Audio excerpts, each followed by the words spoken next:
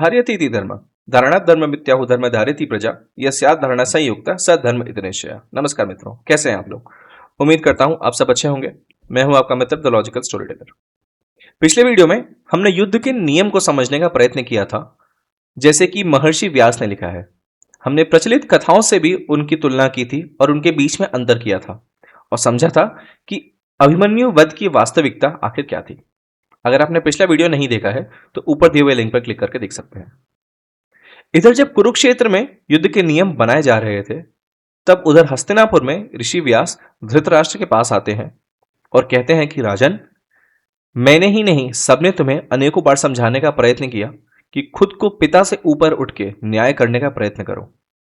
तुम्हारा उत्तरदायित्व दुर्योधन से कहीं ज्यादा समस्त हस्तिनापुर की जनता है, परंतु तुमने किसी की ना सुनी और उसी का आज फल है कि भारतवर्ष अपने इतिहास के सबसे भयानक युद्ध के मुहाने पर खड़ा है।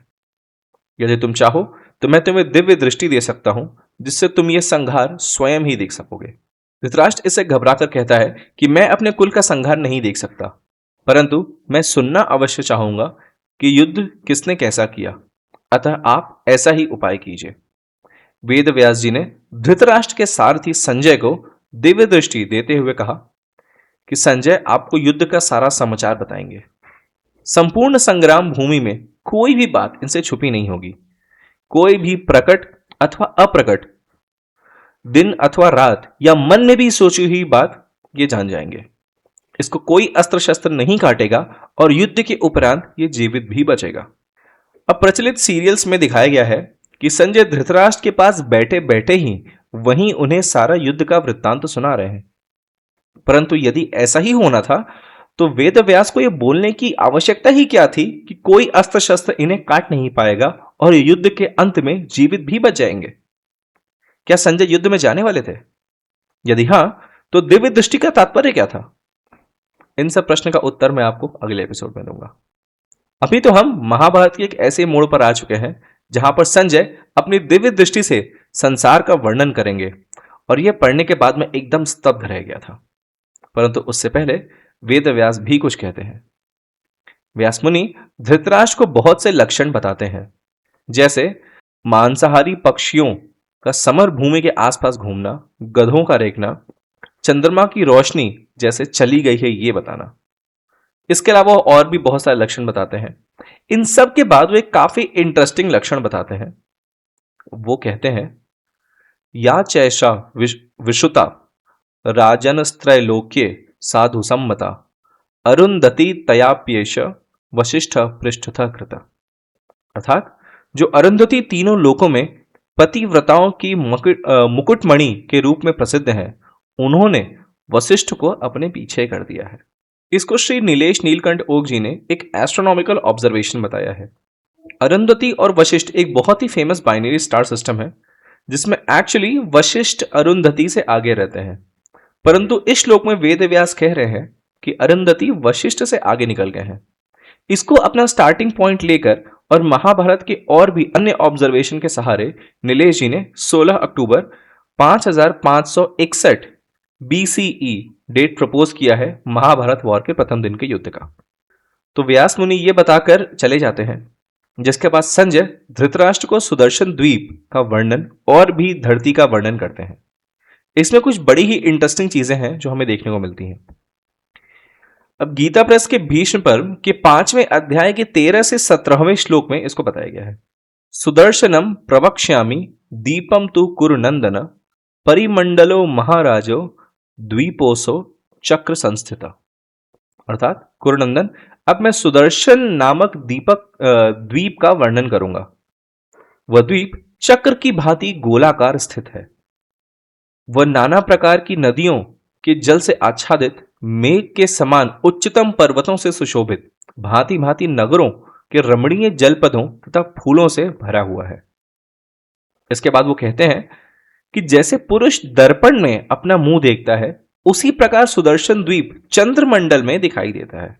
इसके 2 अंश में पीपल और 2 अंश में महान शश अर्थात खरगोश दृष्टिगोचर हैं। इनके सब ओर संपूर्ण औषधियों का समुदाय फैला हुआ है। आइए थोड़ा इसको ठीक से समझते हैं।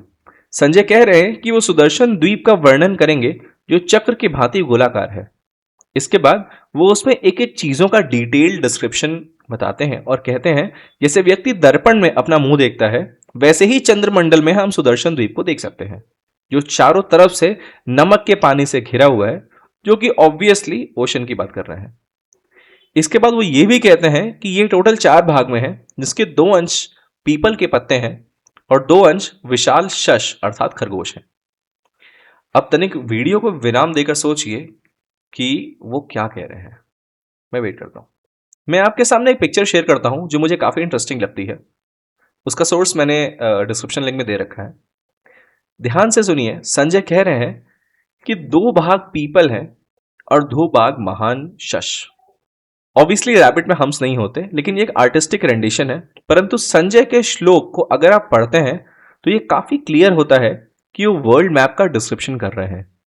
इनफैक्ट बर्ड आई व्यू या अगर कोई काफी ऊपर से देखे तो वर्ल्ड मैप ऐसे ही दिखता है। अब अगर आप वो 2 पीपल के पत्ते देख रहे हैं तो वो ऑब्वियसली नॉर्थ और साउथ अमेरिका है, और जो महान शश है वो पूरा यूरेशियन कॉन्टिनेंट है। इसके बाद वो एक एक जगह की काफी बारीकी से डिस्क्रिप्शन करते हैं। एक और चीज ध्यान देने वाली बात यह है कि उन्होंने सबसे पहले सुदर्शन द्वीप की बात की थी जो एकदम गोलाकार है। अब ऐसा लग रहा है जैसे वो बहुत ही ऊपर से पृथ्वी को देख रहे हैं। जैसे जैसे वो नीचे आ रहे हैं चीजें और भी क्लियर हो रही हैं। जैसे उन्होंने सुदर्शन भूमि की बात की, मुझे एक चीज तुरंत क्लिक की। ये पढ़ते ही मुझे एक इमेज स्ट्राइक की जो मैं आपके साथ साझा करना चाहता हूं। अब ये एक panoramic 360 degree drone shot view है एक धरती के टुकड़े का। इसका डिस्क्रिप्शन मुझे काफी ज्यादा मैचिंग लगता है। बीच में द्वीप है जो सुदर्शन चक्र अर्थात गोलाकार है और उसके चारों ओर महासागर है। मैं यहां पे एक डिस्क्लेमर देना चाहूंगा कि मैं यहां पे कुछ भी इंगित नहीं कर रहा हूं। मैं अपना ऑब्जर्वेशन शेयर कर रहा हूं। मैं ये बिल्कुल भी नहीं कह रहा हूं कि कोई बहुत एडवांस टेक्नोलॉजी थी या ऐसा कुछ भी था।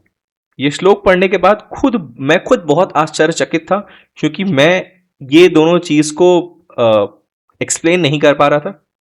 जो हम आज इतनी टेक्नोलॉजी की आने के बाद समझ पाए, वो हमारे पूर्वज हजारों साल पहले और कुछ अकाउंट्स के अनुसार 7500 साल से भी ज्यादा अधिक पहले इतनी डिटेल में कैसे समझते हो जानते थे।